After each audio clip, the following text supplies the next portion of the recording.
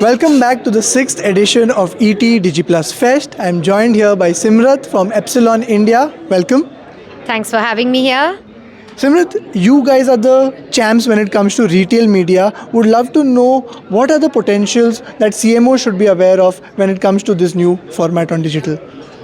Yeah, so I think the best thing about retail media is that it's helping brands, especially multi-brand retailers, really amplify the power of their digital storefront while helping them monetize their own web inventory or while monetizing their own web properties or app property for that matter.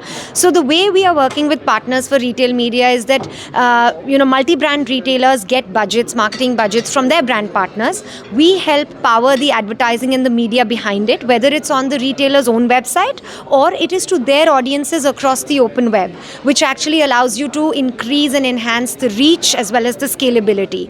And with this, both parties win because brands are able to actually target very relevant, high intent audiences at the right point, at the right touch point where the sale is happening, which is on the retailer's website, while the retailer themselves is able to tap into the power of the brand, into the power of their budget, and also able to bring more relevant product recommendations, more relevant brand recommendations to the end consumer.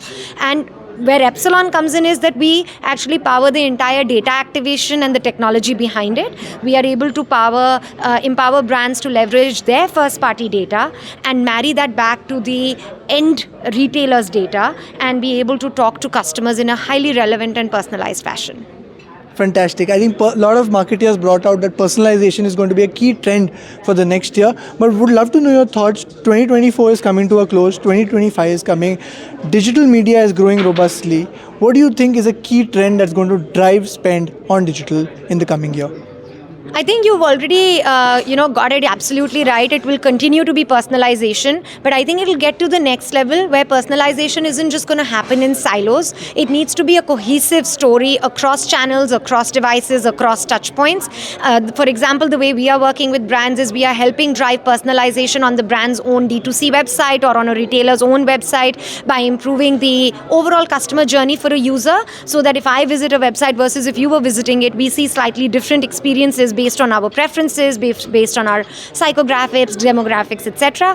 But then take that off-site. So when the brand is talking to me in a different environment, let's say I see the ad of a brand on Economic Times, that should still continue to be personalized and relevant in the same fashion as the experience was on the website.